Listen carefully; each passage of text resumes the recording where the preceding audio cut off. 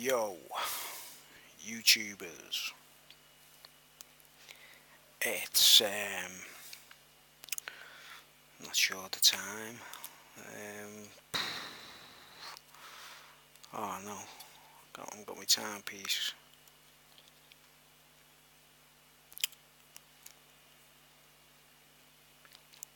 It's about 10 o'clock on the 10th of May, and I'm getting straight on with me targeting individual speeches because I've had a bit of response. Someone actually watched the video and of the part 3 and posted some comments telling me that they're going through the same things or having the same kind of grief. So I thought it's only good that I get on with the next episodes while it's still fresh in my mind and I've got nothing else to do. It's a lengthy process uploading the things actually because I'm not rendering them or changing the formats or the full. It's almost HD quality, these videos basically, and so it's quite time consuming. But anyway, I'll get on with it. Usually do a little test and then start recording, but I've just gone straight into it now and I just hope it records the whole thing without any glitches or anything.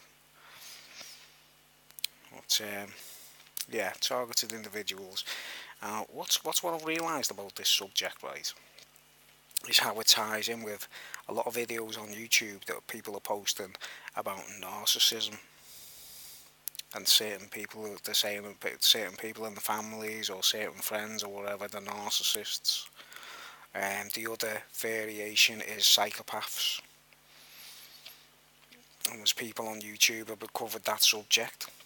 They seem to be in the same vein, guys. To me, they are psychopaths. I don't even. Narcissists, to me, are the male variety, and Jezebels are the female variety. It's the spirit of Narcissus in the males, and the spirit of Jezebel in the females, usually. And then if you got people who are kind of transgender or their sexuality is a bit twisted. It could be a Jezebel controlling a male, and it could be a narcissist controlling the female. And all that energy comes from mirrors in the first place. If you find out most of the people have got that kind of vibe about them, they spend a lot of time looking in the mirror. It's like a daily ritual for them. Or they go to the hairdressers a lot and sit in them places where, when you're talking to the person behind you cutting your hair or whatever, you don't talk to them face to face, do you? You talk to them through a mirror. You get me? You'd be looking at a mirror and they're looking at you in a mirror. So two people are not talking to each other, they're talking to a persona, which is a reflection. That's the opportunity for the narcissist, or the Narcissus and the Jezebel to jump into people's bodies. It's another subject matter completely from the targeted individual thing, but what I'm tying up here, guys, is the link between being a targeted individual and it's usually a cultist, right? And as I pointed out in the other video, in the last one, military links, obviously, because you speak against royalty or something like that. We do have the right to exercise our own free will and opinion, as long as we're not threatening physically to destroy someone or attack someone or whatever. If people don't like your opinions, tough shit, isn't it? Really, if you speak your mind and because I've always told the truth or spoke my mind or aired my own opinion. Another thing I do a lot, which I recommend to any of you out there, right?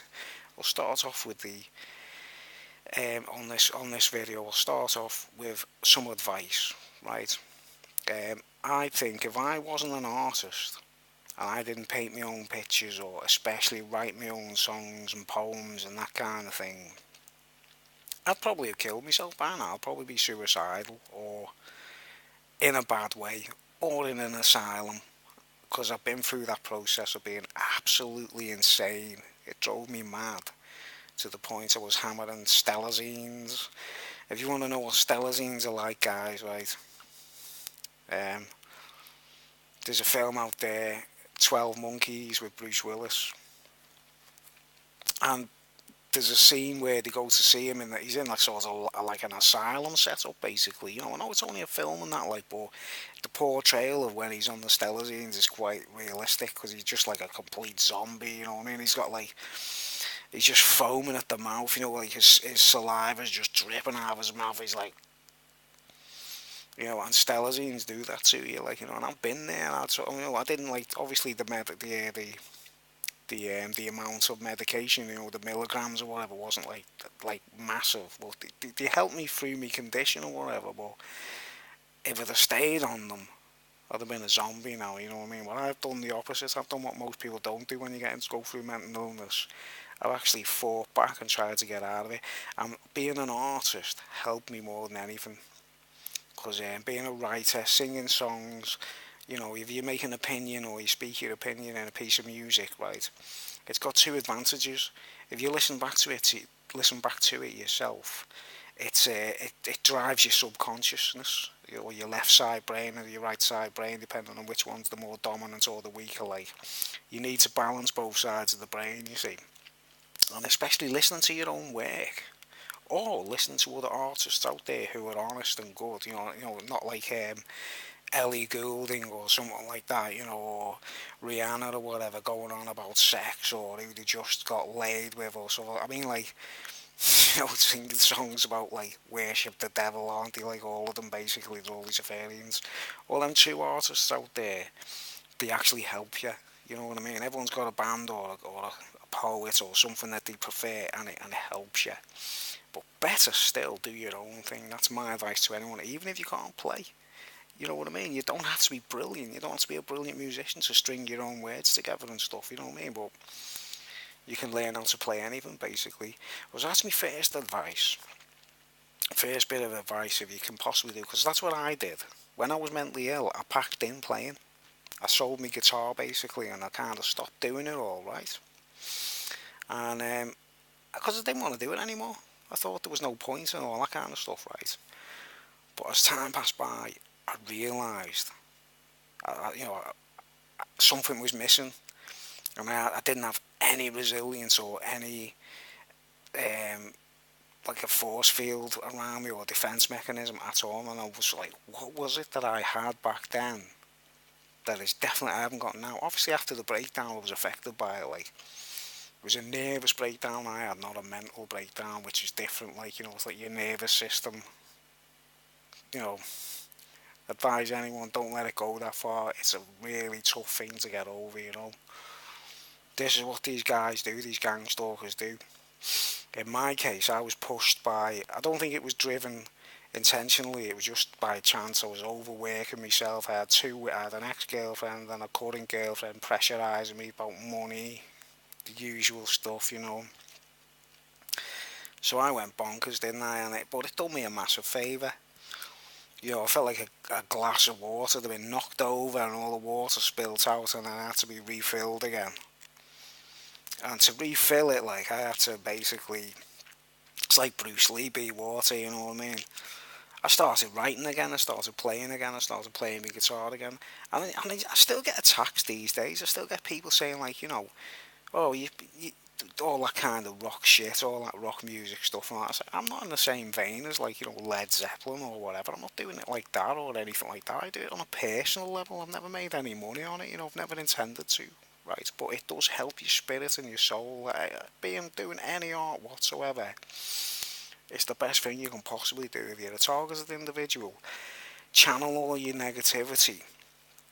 If you've got any complaints and there's some person over the road who's harassing you or whatever, like, channel it into some kind of poem or drawing or a painting or something, and see where it takes you, man. You've got the right, as long as you're not being graphic, or as long as you don't paint them on a gallows, hanging upside down or whatever, like, use your head and be tactful and turn it around. You're allowed to fight witchcraft with their own witchcraft, if you know what I mean.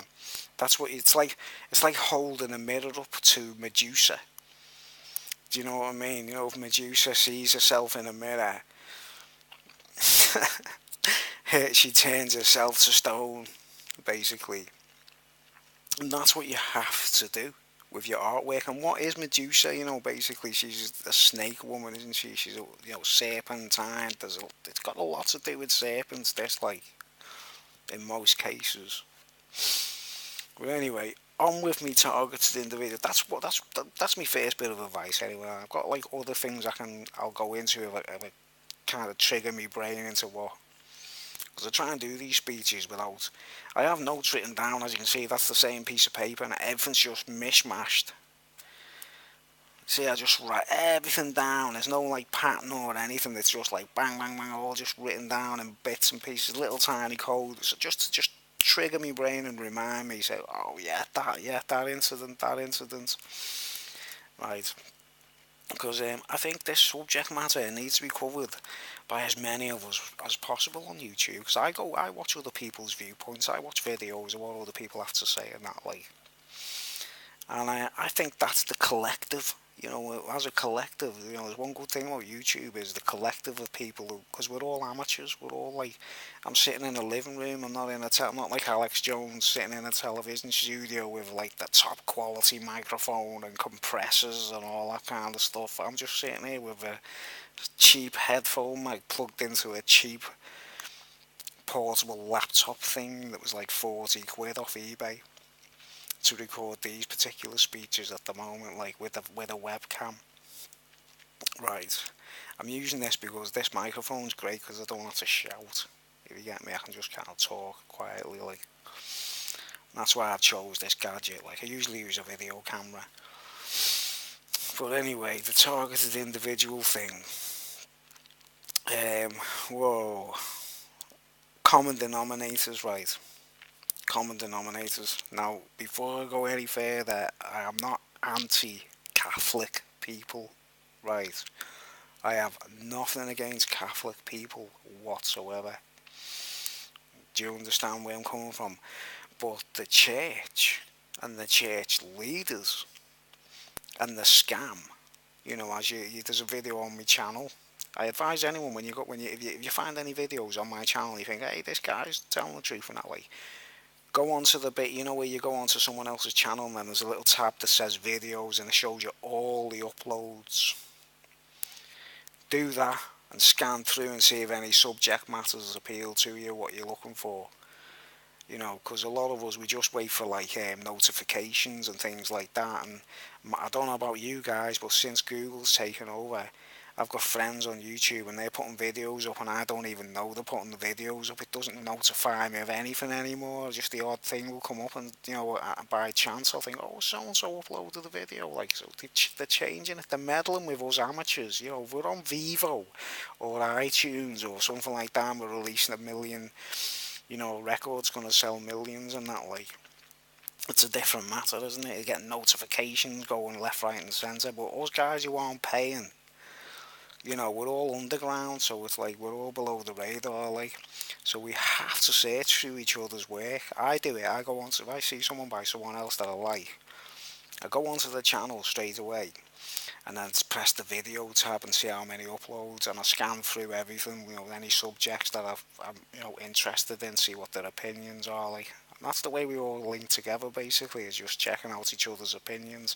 Another bit of advice to give anyone is make your own videos as well. Don't be afraid to go on camera and be seen talking in that, like. Because if you think of all of us all united around the planet, like, we've got nothing to do with mainstream television, we've got nothing to do with royalty or the rich folks or whatever, like. And we're all talking, we're all saying what we think, and we've got the right to. It's the best way to do it, you know what I mean? Other than that, conventions, meetings, seminars, that's going on all over the place. People are doing that all the time. Like, there's all kinds of good stuff going on. Like, all started by YouTube, yeah. We've got to batter Google into submission. Like, they'll probably end up selling it, like, because they can't control it, can they? They've tried, haven't they, really, like. We've got martial law creeping in slowly but surely, remember? I hope it happens one day, because I'll just, like... I'm looking forward to the day, like, where we go up to a dude with a gun and go, just pull the trigger then, mate, see if I care, like, you know what I mean?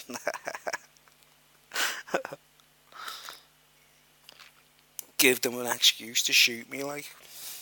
You know, they'll pay for the funeral and everything, won't they? It'll be sound. The over 50 plan. Never mind that, like, I was one thing, don't ever get insured, guys, you know what I mean? Let them pay for it, man, they've got to, haven't they? But anyway, the targeted individual thing, right? Going way back to me 5 pence piece, right, what I was talking about yesterday. I don't know where it is, you see, I dug it out to show you it, like, that's not too offensive, but, you know, the Queen looking like a punk rocker, right?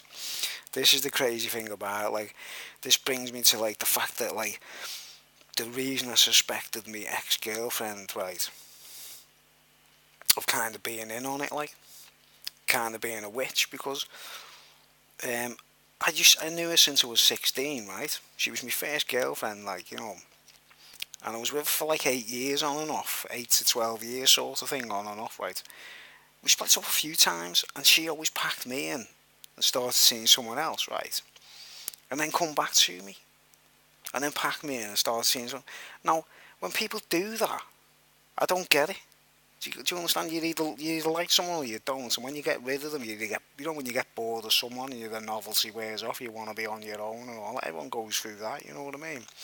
What done me head in about her was, I won't name any names, obviously, like, because, you know, well, she's spying on me and still tracking me, which I suspect she does, you know what I mean? She'll probably see this, like. But the thing is about the 5 pence piece, right? Because I was a punk rocker at the time, you see, when I met her, you know, I was quite. And I always suspected she was working against me, or she must have had the wrong impression about me or something, right? But I sort of left that 5 pence piece when we used to live together. I left it with her, you see, right? And we split up, and then I started seeing someone else when it was completely over, right? But this is what's weird, right? I hadn't seen her for like 10 years because I'd been with another woman and that, like, and you know we're supposed to have a kid together. You see, do you get me? Like this ex girlfriend was supposed to have a child between us, like, which I think is a load of bullshit. Like, you know, I think he's like a secret agent, basically. That's how bad this gets. Like, the kid that's supposed to be my son, he's like a secret agent.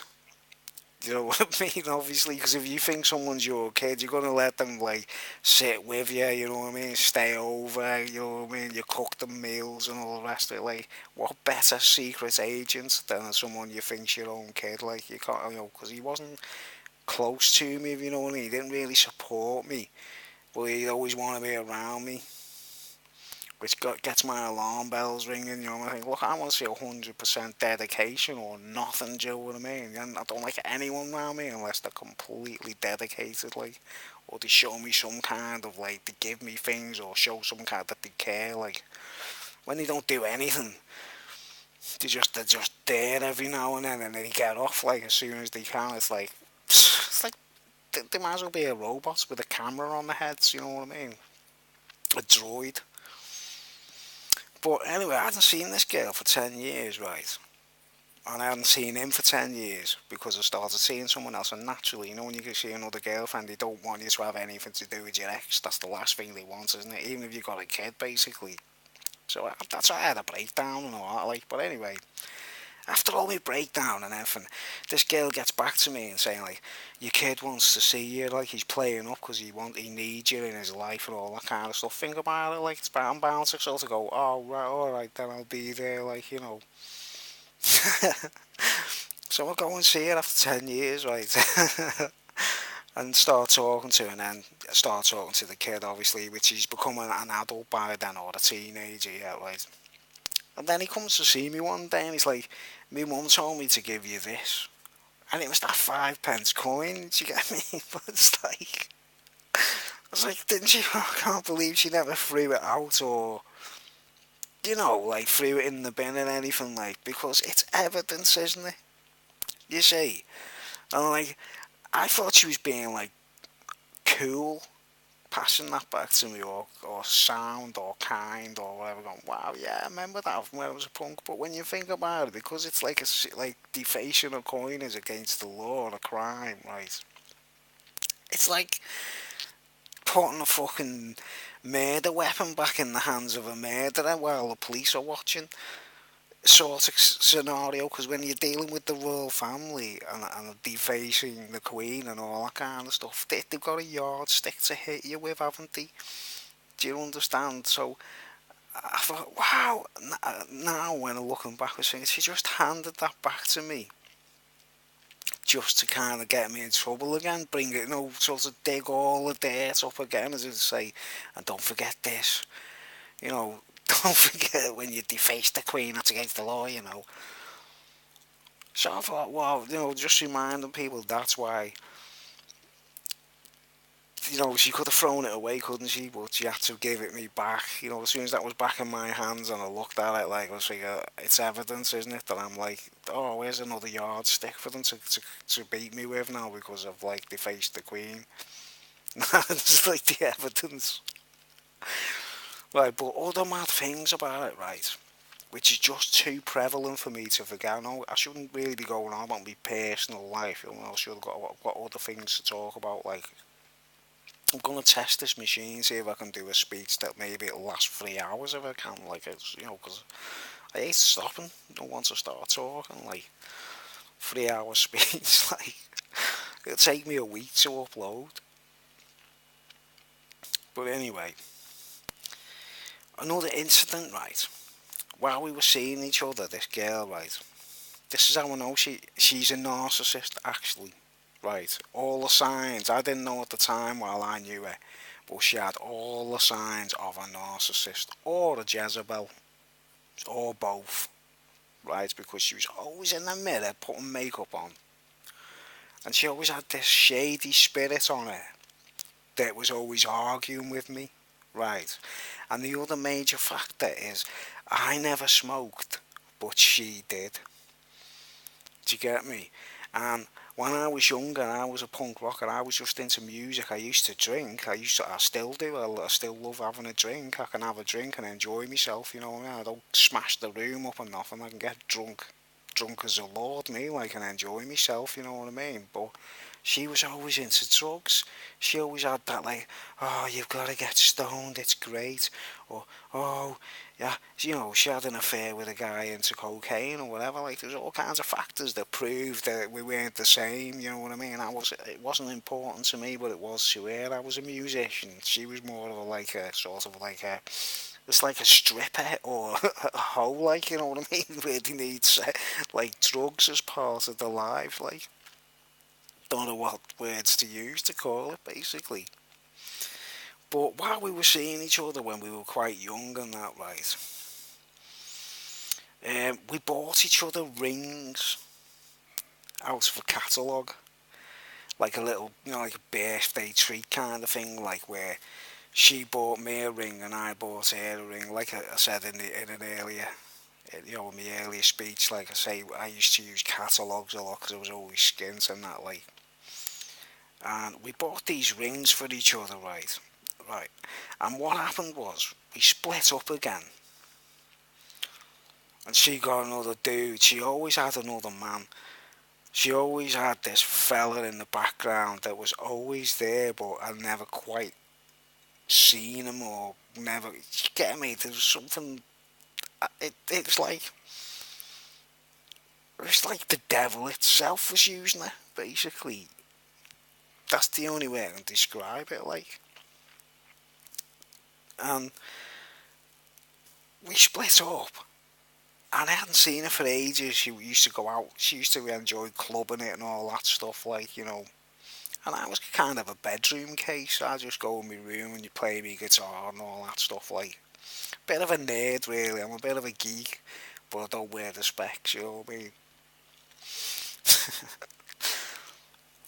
And I've got this ring that I used to love, this ring, and she didn't even, this is the thing, she didn't even actually pay for it, guys. We got it out my sister's catalogue, right, and I ended up having to pay the payments for both of the rings, you get me, because she didn't pay for theirs, basically, right. It was, well, she didn't buy me it even, do you get me, it was like I paid for it myself, but it was supposed to be a gesture between us at the time, and it was a 9 carat gold ring, with a black onyx on it, with a stone, just a typical signet ring with an oval like onyx.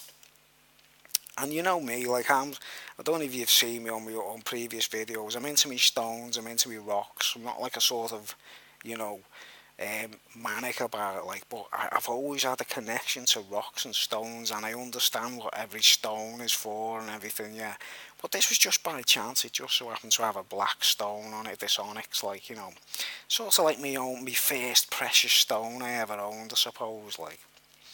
And it was back when I got it when I was like 16, 17. And I had that ring right up until it was approximately 1983, 84 when she showed up again. Right. So I'd had it, say, 2 or 3 years.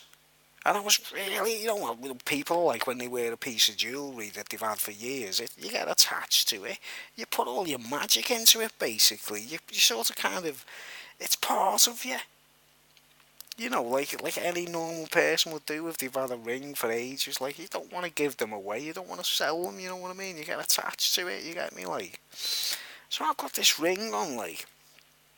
And she shows up again after bloody months of like seeing someone else or whatever she was doing, like, yeah.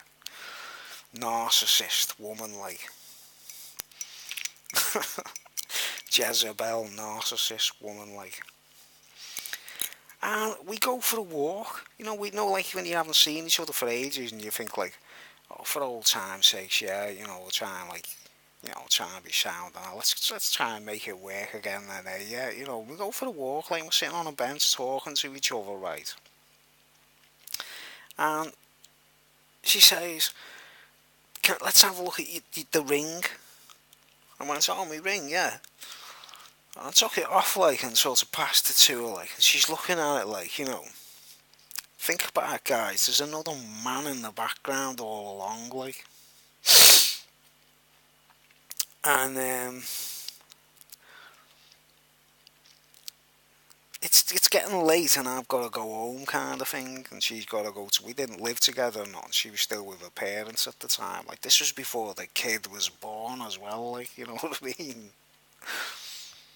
And she goes, "Oh, I like this ring." It's like, like with the way, like, a girl wants to smell your t-shirt when they go to bed, or they want like a little piece of you, kind of thing, like, you know what I mean? She was putting that act on, like, she was going, this is like your ring, isn't it, with the onyx on and that, like. And she said, and we'd only just met again for the first time in months, if you know what I mean. So I was feeling a bit like unsure about it still, like. And then she goes, "Can I mind this for tonight?" And I was like, "Nah, no one's taking that. I always wear it, that I wear it in bed and everything. I wear it in the bath or whatever, like, it's me ring, like, you know what I mean?" And she's like, "Oh, can't I just look after it just for tonight?" And because I was, we were planning on meeting the next day, like. I was like, "Nah, you can't, nah, no way." No, basically, it was like part of me, wasn't it? Me stone, me rock, like. She goes, "Oh, it's only for one night, Bruce, Give it back tomorrow. You're coming to see me, aren't you?" And I was thinking, well, yeah, I suppose so, like, thinking sensible and logical, thinking, yeah, I suppose I am, it's only till tomorrow, isn't it? Like, she's like, I was like, why? She says, "I just want to buzz off it like it's your ring," you know what I mean? And I was sort of like, just completely, like, just putting this mad act on, like, do you get me, like? And I went, "I'll tell you what, yeah, if you want to look after it just for tonight, like, don't lose or nothing, you know what I mean?" Then I gets off, we give her a kiss and all that, like, "Oh, like, good night, goodbye." And I goes home, like, and then the next day it was like, I gets ready, I'm going to see her. I was like, "Hey, maybe we might be getting on together again, you know." So I goes to her house, like, knocks on the door, like, walks in, like, how it going, you alright and that? "Yeah, yeah." I said, "Where's my ring?" She went, "I've lost it." It's like, yo, come on, tell me this is a practical joke. You're just joking. Tell me this is a joke. You have not lost me ring. You couldn't have lost that in one day, like. And she said, I don't know where it is. I put it down. It's disappeared. I don't know whether one of the kids have picked it up or my mum might have hoovered it up by accident and it might be in the hoover. Right. I felt like punching her head in. Do you understand? I was thinking, surely she's got to be winding me up. You know, this has got to be. I was like, come on, stop joking. Give us it back. Come on. Because think about it, guys. Well, I've had eye contact with that piece of stone, and then all of a sudden, it's out of sight. And it's not expected. It's not like I sold it or gave it away. I didn't expect it to be out of sight all of a sudden. My little piece of onyx that I'd literally put my entire spirit into, basically.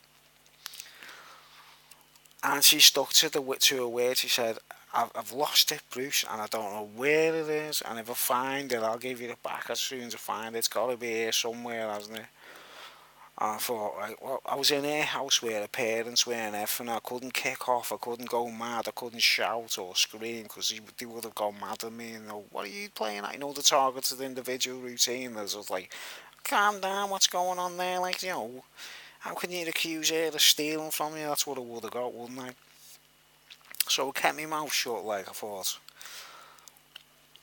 And I never ever saw that ring ever again, guys. And we went through other adventures, you know, where we split up, and no, after that a kid was born and all that stuff, like, you know what I mean. But that ring never reappeared, right? And you know what it made me think of in recent years? What I seen it reminded me of this whole system, like, was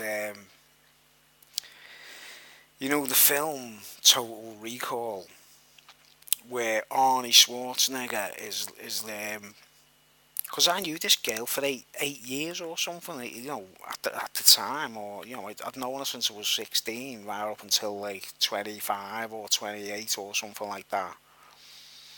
But you know the film Total Recall, where he's living with Sharon Stone, and they're like husband and wife, aren't they? You know what I mean?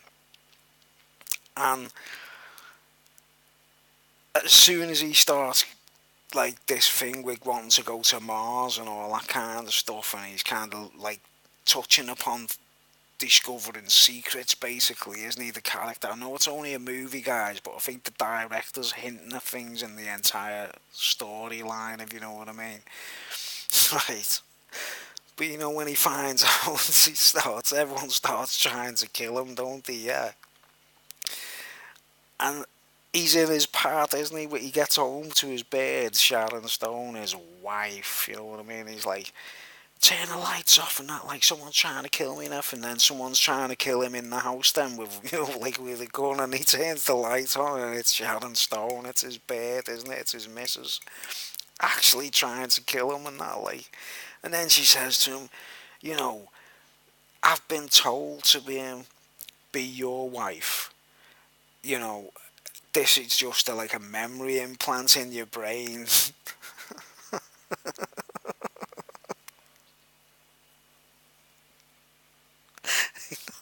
Saying like the whole relationship with this girl, with Sharon Stone, is a memory implant, and she's being paid, right? Being paid to do what she's doing, sleep with him, have sex with him, make his tea.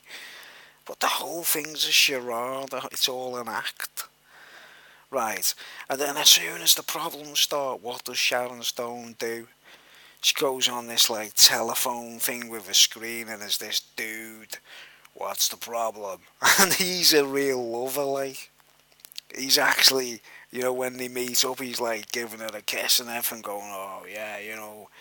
So these women are actually paid to shag us or have an affair with us or whatever, like. But there's that old creepy devil in the background, or that guy who's got the big dick, or whatever it is that they've got, or the bag of cocaine, or the fucking Ferrari, or whatever it is that appeals to them. And it's a military thing, isn't it? With the Total Recall film, they're all fucking military heads, like, and it appears that Arnie has just been one of the fucking tin soldiers that's been used to do things. You know, his character is the person he's playing, like, and the chicks are there to just sleep with you. They're your handlers. They're your handlers, basically. They don't love you at all. And, like, whoever say, like, that bird I was with, where the fuck did that ring go, guys? She couldn't have lost it. She couldn't have sold it. She must have give it to someone, mustn't she? There's got to be someone out there guilty as hell, like, as like Dave took that fucking ring, and and that's what springs to mind is memory implant relationship, like, right. And this dude that you never meet, he's like he's been there all along controlling it, because honestly we split up so many times. It was like 4 or 5 times where we split up, right, and she'd come back, and then we'd split up, and then she'd come back, and there was always something at the back of her mind that wasn't in my mind, you know what I mean? It was always a thing that was like, it wasn't real, it was false, right? So that's an aspect of, like, that's where it's going. So it's like on a more personal plane, right? And then I start seeing another woman later on, like, I mean, I ended up living with this girl, like, with a kid and everything, being a dad and everything, and all of that seemed like a memory implant. The whole, I feel everyone accuses me of the amount of my friends and relatives who go like, oh, you can't be like that with your son and your ex-girlfriend. You got to be a bit like. And to me, I'm just like Arnie Schwarzenegger, thinking like, fuck that, I'm not fucking going there again. Where it's like the memory implant relationship. Like, she takes a ring off you and gives it to someone else. No way. She gives me a 5 pence coin back after 10 years, as if to say like, hey everyone, he's over here. He's a traitor. It's all telltale signs of targeted individual to the max, isn't it? Because the people people you think who are actually, they say they love you and things like that. These days, guys, honestly, I mean, I had a relationship a while back with a bird, yeah, and she'd be like, "I love you," and I'd be like, I'm starting to get I'm starting to realise that, like, sometimes they say that, man, and there's someone else pulling the strings, isn't there, telling them to say it, like, you know what I mean? But, right, it just so happens that that chick who I was originally with was the girl that got me into smoking weed and doing LSD. You know what I mean? But me, myself, on my own accord, I had my band. I used to just want to play me music, sing and play me guitar. I was never really interested in getting high. The only thing I did of my own accord, guys, was magic mushrooms. Because they're free, aren't they? When I was in school and I heard the other lads saying, like, oh, there's these mushrooms, man, you take them and you start hallucinating and you go to other planets and all that kind of stuff. It's like, gotta try that, you know what I mean? But with this girl, right, there was always a dealer. There was always a shady man in the background who was like, yeah, man, he's the expert, man, he's got, like, he's got nice cocaine, he can get the finest weed and that, like. There always seems to be this dude, LSD. She introduced me to a guy in a pub. We were in a pub and we all got LSD. The first time I did LSD, guys, it wasn't me. I didn't go out and go like, I'm gonna go out and buy LSD, man. She arranged it. So, you know what I mean? Started getting the alarm bells ringing, like, thinking, there's a lot more to this than meets the eye, like, because LSD sent me off my head eventually, you know what I mean? And it's a military thing as well. They use it for, like, all kinds of stuff, man. So I started to think to myself, this was like only recently when I was waking up out of it, thinking, oh, this couldn't have all been arranged, surely. This couldn't be like Sharon Stone and that, like. And I always wonder, I always think to myself, whoever she gave that ring to, she can't, it can't be hidden. And in recent years, when she sent the kid back to me and he's like, here's that 5 pence. The evidence that have defaced the Queen, like, you know what I mean? I said, ask her, do me a favour, right? Ask her, what happened to that ring she took off me then? And he'd just come back and say, she doesn't know. She doesn't know. She can't remember. No, there was no substance to her answer or nothing. No, nothing. How can you not know? Like, that's definitely shady in itself, isn't it? Another thing that disappeared when we met, when I left her and for the last time, like, I left my birth certificate in there, you know what I mean? I left some belongings, personal belongings, right, guys, yeah.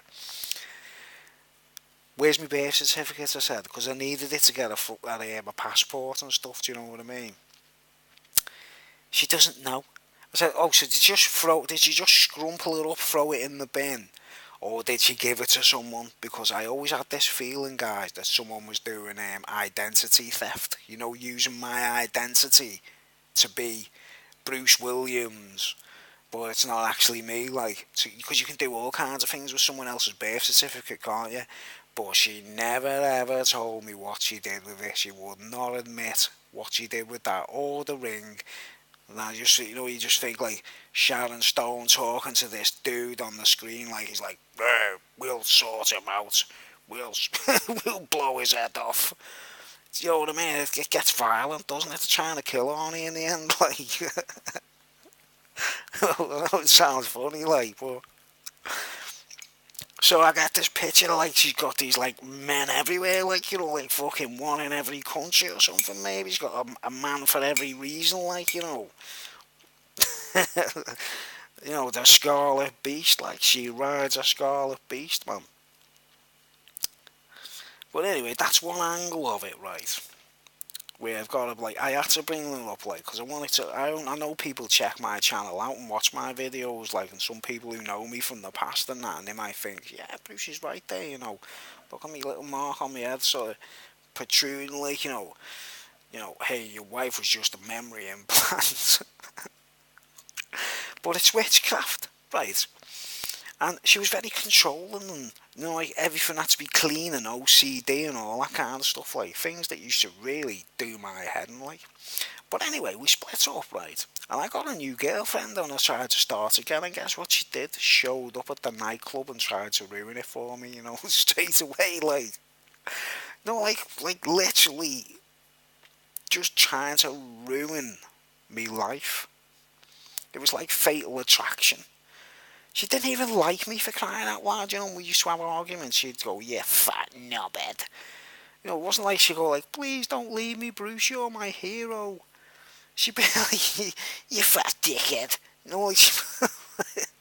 Like she hated me, Right. And now, it's like just complete hatred. I don't know what she thinks of me, like, but seriously, guys, I suppose, I mean, I'm like, I'm a believer in God, for crying out loud. I love my enemies and all that kind of stuff, yeah, right. But there's one thing I cannot do is just, I can't abide that woman, no matter what. Just the thought of her being anywhere near me, or watching me, or spying on me, it gives me the creeps. Because I think whatever next, like, targeted individual overkill, like, because she was a witch as well. It's obviously some kind of, like, connection, like, she might have been the devil's babe, like, the devil's own chick, like. But she done me head, like, right. And this is one of the reasons I've been kind of like ignorant and arrogant towards people and that, like, I don't accept I've even got a kid anymore. I'm like, I'm just a lonely person. I like the way it is, like, I'm back to square one, and it's like I'm really selfish. The only chicks that get close to me nowadays are like the last bear they had. I had to let her go because she was into drugs, basically. You know what I mean? I was like, you put drugs above me, right?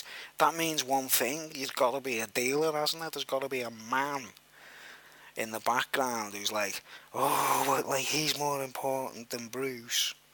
Any signs of that, guys, you know what I mean? Tell them where to fucking go, you know what I mean? You've got to, like, you know, but, like, it's an element of being targeted. Why the hell do they want to be close to you if they got interest in something else or someone else? Like, why are they bothered, like? Do you know what I mean?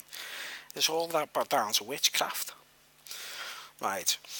Um, I'm just looking at my list and I'm thinking of, like, yeah, right, now, think about this. Well, I just told you, a woman gets me into smoking weed in the first place. Wasn't even interested in it, honestly, guys. I was kind of like not really bothered about it. Like, I was just into my music and my art or whatever I do. Like, and sure enough, it's like they're always. I don't know how many guys out there watch this video. Like, they've got the familiar trait of the fact that like the girl gets them into smoking weed and that, right? Or doing anything else that you wouldn't normally do. And obviously, there's the opposite side as well. There's women out there who are victims, and it's their fella, their man is the.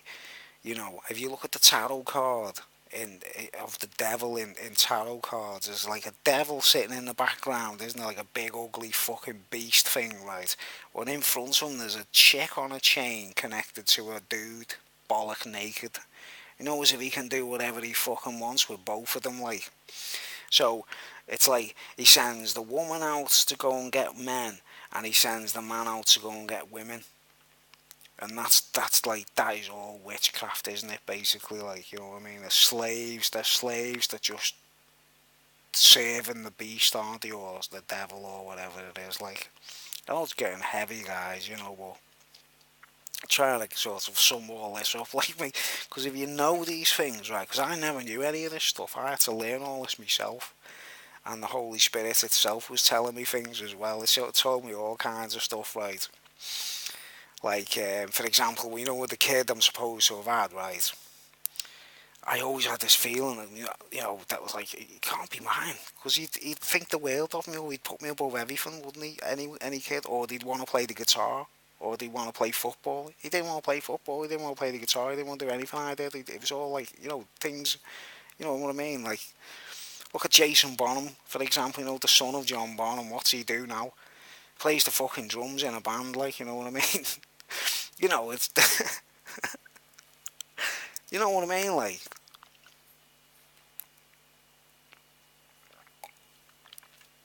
The typical what you do, like you sort of follow your arm man's traits or whatever, like. But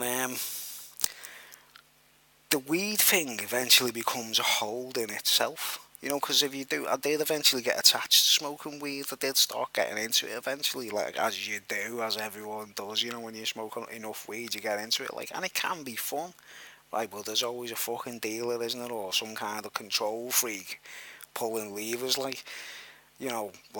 Like Arnie, like when in the film, there's a guy shows up, isn't there? And he's like saying, "You're just still in the chair, and back in the fucking laboratory." Like, don't start fucking with your head, like you're a memory implant and that, like.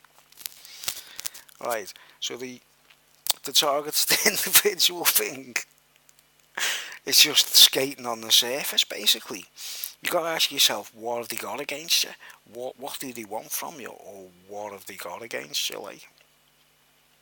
And it's usually something like, yeah, you might have said something about that. Well, in my case, I was sort of a bit like rude about the Queen and things like that, like, but I was just telling the truth, just saying what I think, you know what I mean?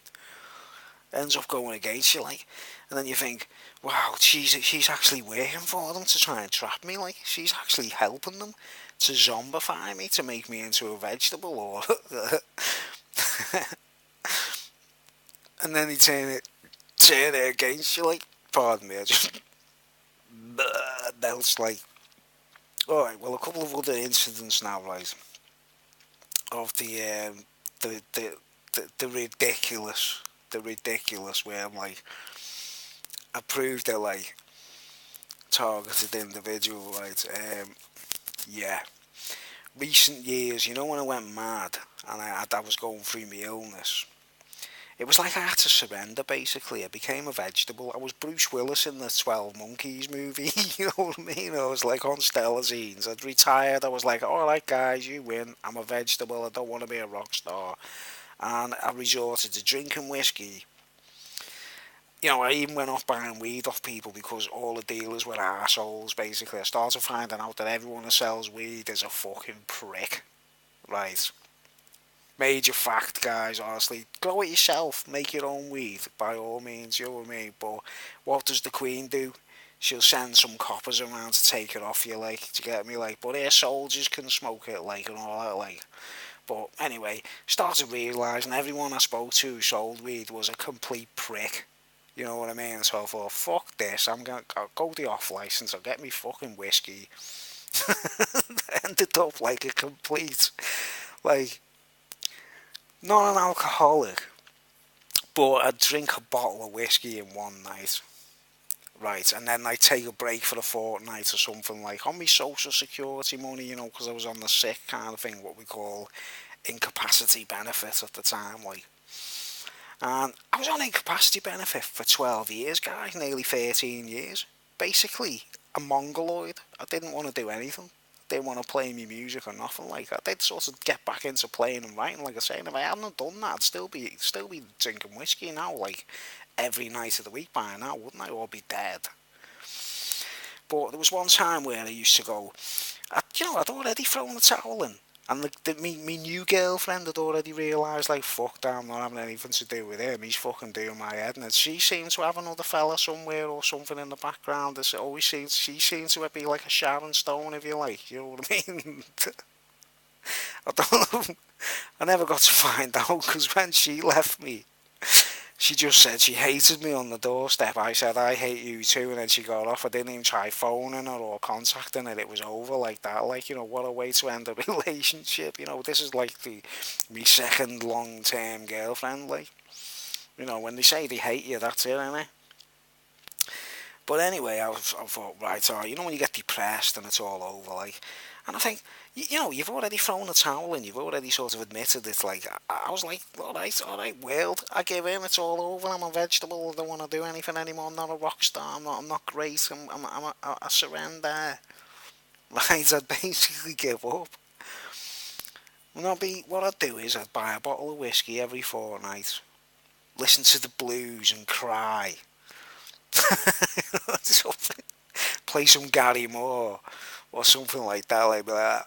Like, just let things get to me, basically, surrendered, like.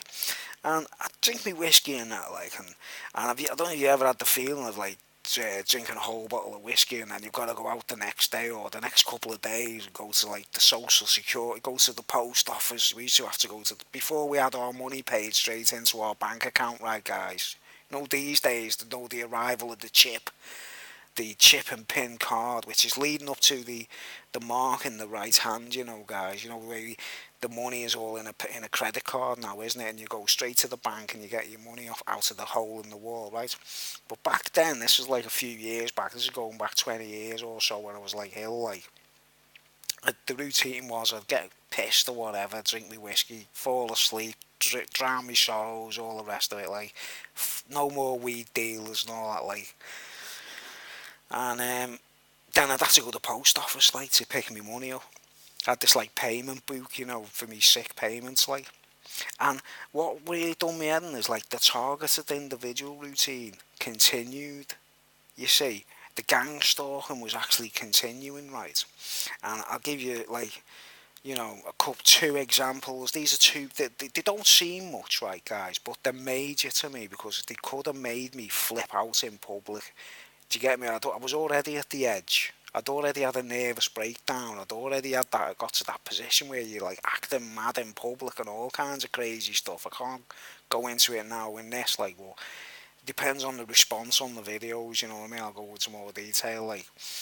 But this one incident where it was like, I had to get out of bed. I was like, I've got to go and get me payments, like, and I used to have to get on the train and go downtown from where I lived, all the way to the post office, right? To cash me money, like, to get me money for me, to buy more whiskey, basically, right? And who owns the post office, guys?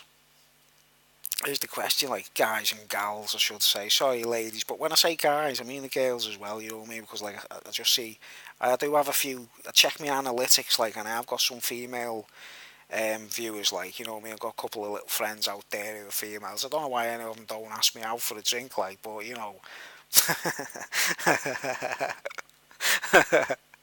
But anyway, anyway, who owns the post office?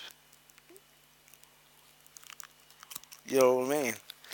See, I've still got this in my pocket, like, you know, it says Royal Mail, like. So sad I am, it's the same fiver, like. Dun dun dun dun dun dun. Wah, wah, wah, wah. Like the film Psycho. Wah, wah, wah, wah, wah.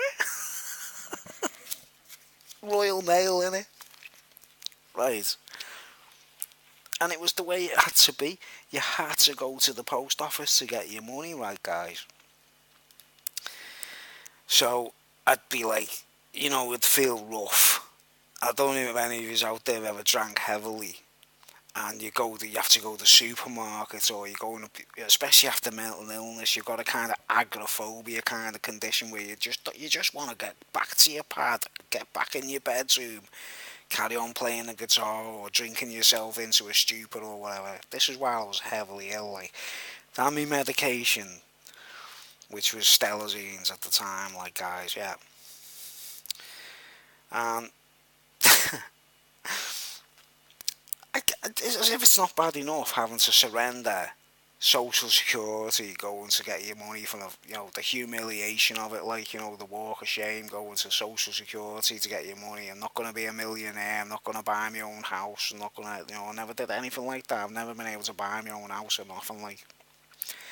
Well, I used to go into the post office, right, routine, and you'd stand in a queue, and you get to the counter and you put your hand over your payment book, and then they stamp it and give you your money, like, for the fortnight or for the week, depending on what what your system was like. And I always remember going into the post office and feeling this presence of, like, being watched and laughter, because they have cameras, remember, and stuff like that. In the social security they do as well, like, nowadays where I go to sign on, I'm still on the social security. You can't believe I'm 51 years old, guys. I'll be 52 this year, I'm still on social security, like. And if you check my channel and check me songs and everything, I'm quite a talented dude, like, you know what I mean.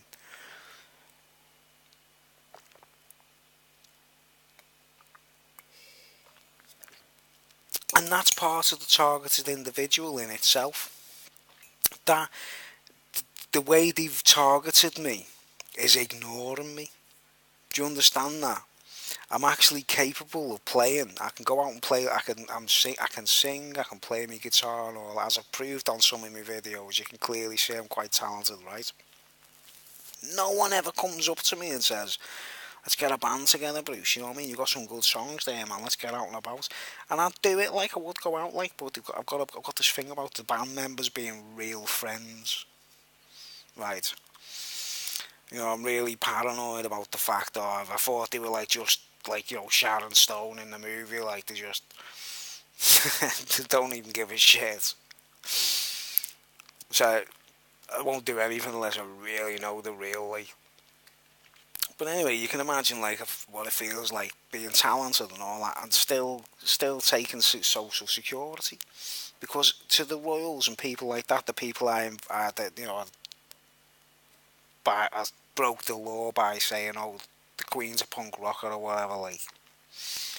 Sounds ridiculous, doesn't it? Bloody ridiculous, it says on the screen there, like. By doing what I did, obviously I was targeted. They got it in for me. They want to humiliate me to the lowest point.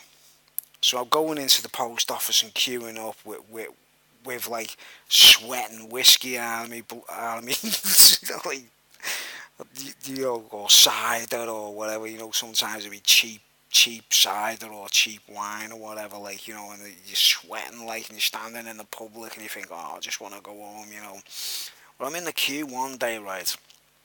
These are the two major incidents where I was like, I had to literally fight myself to not react. Feeling rough, you know what I mean? Rough and that, like.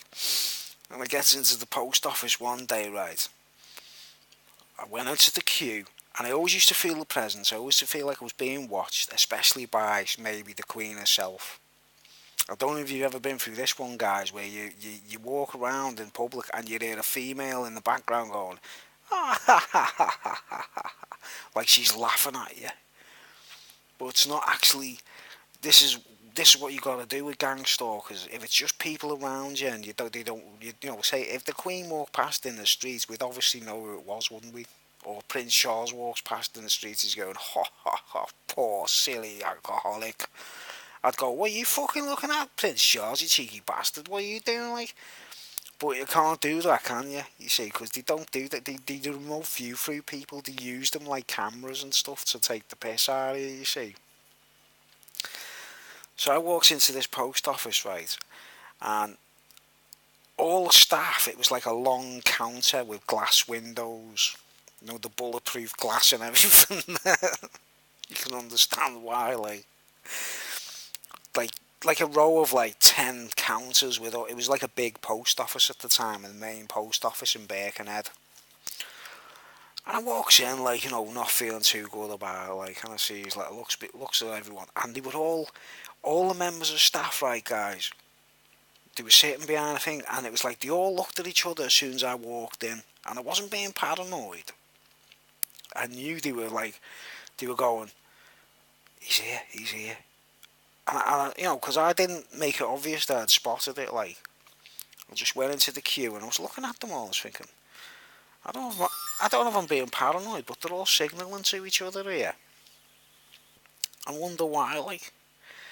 And I was looking at that, it was bad enough that far. I was thinking, it's like they've all just literally gone, Bruce has just walked in, now he's just walked in. So I'm looking like that, looking at them, and they were all like going like that, when someone's trying not to laugh. They were looking at each other going,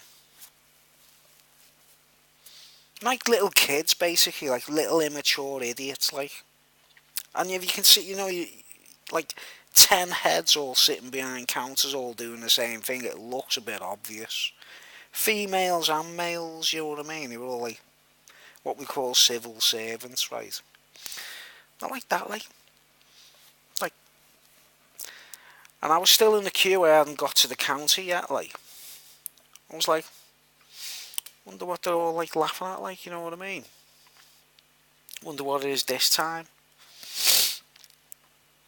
And then I looked behind them, and you know the way, like, when you're in a shop or a post office or whatever, they have, like, cards if it's someone's birthday, or toys, or some kind of symbolism that, like, they'll have, like, inflatable balloons with, happy birthday if it's someone's birthday, or, you know what I mean? They have items behind them, like, on a counter sort of thing, that's their little sort of shrine, yeah. And behind them was a thing like that, like a toy of, the character Tweety Pie. I mean, it sounds funny, like, you know what I mean, but this was when what targeted individuals called triggers and keywords. They're designed to get you right, like really drive it up the wall, but it'd be really subtle, so that if you went mad, everyone would go, there's nothing wrong with that, isn't? Imagine it, like, imagine if I had to smash that post office up. And at the end of the day, it would have been over nothing, really, from their perspective or everyone else's perspective, right? But the character Tweety Pie, the little fucking, the little canary thing that sings and that, like, and Sylvester the cat is always trying to kill him, like. The little Tweety bird with the high voice, like. It was Tweety Pie, like a toy of Tweety Pie, in a plastic cage. And I'm telling you, man, honestly, I just looked at it, right, and inside I was like,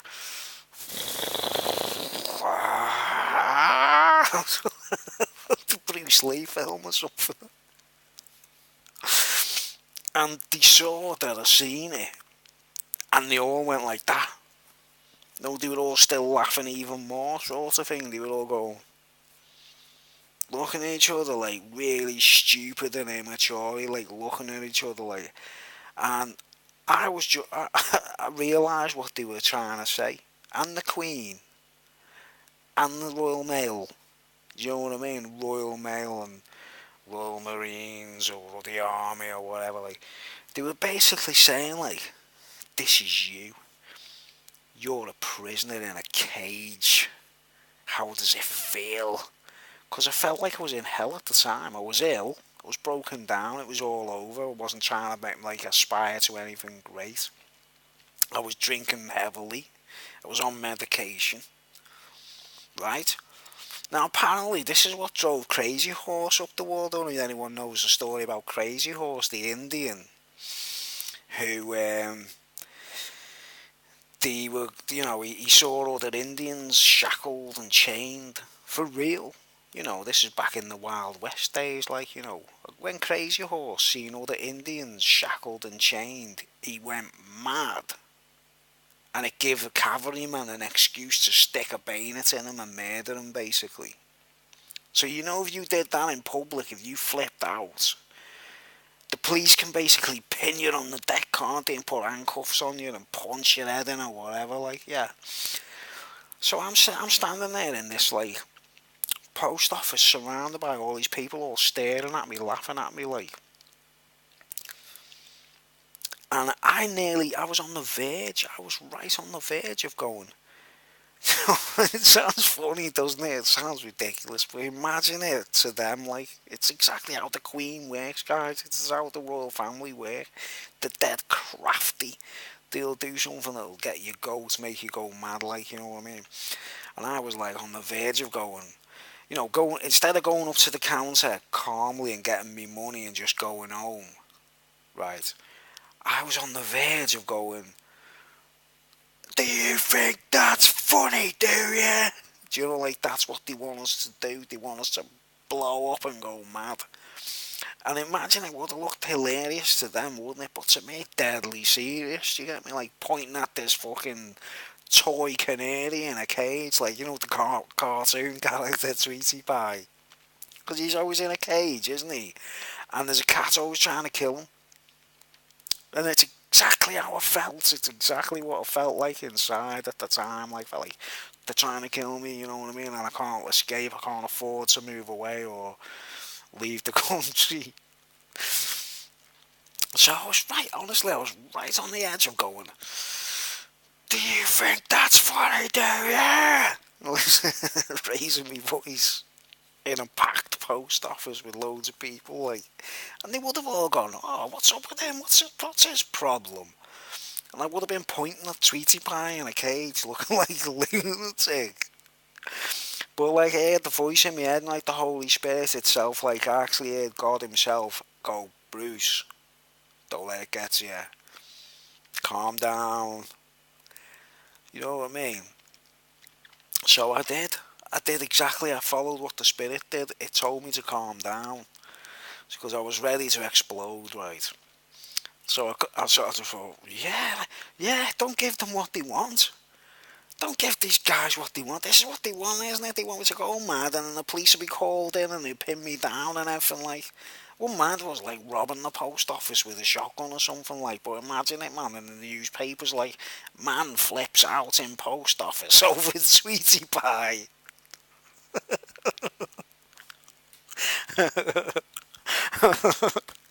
So I stayed calm, right? I stayed dead calm and that, like, and just thought, yeah, calm down, Bruce, calm down. Then I went up to the counter and I was looking at the people, obviously, at the, behind the counter, like, looking at the going, just give us me money, like, and let me go, like, and they were pissed off. Do you know what I mean? Their reaction was like, they were looking at each other like to say, "Oh, it didn't work, did it, guys? It didn't go mad, like, because it didn't give them what they wanted." Like the narcissists, the way the narcissists, they call it their food, the narcissist food. They need something to fester off or give them a buzz or a kick that'll give them all the fucking joy in the world, like, but you'll be in that, flipping out or whatever, like. So I calmed down, like, because honestly, guys, that could have got me in jail, basically. I could have ended up as the Tweety Pie itself, like, staying calm, right? But a couple of weeks later, I went into the same place. This is how I know they were in on it, right? Not just the people behind the counter, but other members of public. People who were in the queue in front of me, they used to time it, guys. They must have had watches and signal and go like, you know, mobile phones, like saying nowadays they use the fucking iPhones, don't they, to talk to each other. They only have to go like that and they text each other and everything. You get me? They're like a load of, they're fucking ridiculous. They're all stupid knobheads. You know, you've got to rise above it, guys, and not let it get to you. You've got to sit back and watch and laugh about it. Like, that's what I've learned. It's the best thing I've learned, because they've never drove me into like go mad proper, like. But I goes there a couple of weeks later, still in the same kind of circumstance, like, and I noticed the Tweety Pie was gone. Right, so why didn't they just leave it there? Do you get me? Like, why didn't they just leave it there if it wasn't like a plant? It was a one-off. They done it to provoke me, you know what I mean? So I looked and that had gone, like, you know what I mean? Bird in a cage kind of thing. I'm standing in the queue, right? And there's two women in front of me. There's always two women like that, guys. And it's like, you could basically say that could be the Queen and that could be Camilla, or one of the, like, you know, the Duchess of Cornwall or the Duchess of Kent, or the, you know, because Freemasons, they assume positions, points and squares, if you get me, and they could be using any members of the public to do that. But they're out of sight. They don't get their hands dirty. They stay out of sight, right? They're part of the targeted individual routine. They're usually in charge of the gang stalking, you see. They've got enough power to do it, guys, you know what I mean? But they stay out of sight. Obviously, you know, like a woman that goes round in a limousine, has red carpets and security guards and that, like, she's not exactly going to stand in front of you going like that, is she? Like, 'cause she knows, like, yeah, right, you know, bulletproof windows and all that stuff, like. I'm standing there, right, in the same queue a couple of weeks later. These two women are standing in.